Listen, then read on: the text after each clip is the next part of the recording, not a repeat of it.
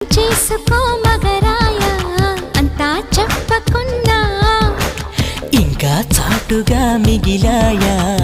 కనులు చెదిరే కాంచనా వివరించే వీలు ఉందా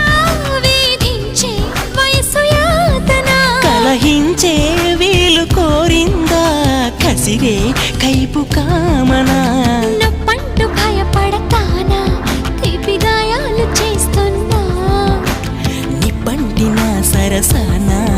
ఆపసోపాల తాపాలు చల్లార్చనా ఎలుకో నాయక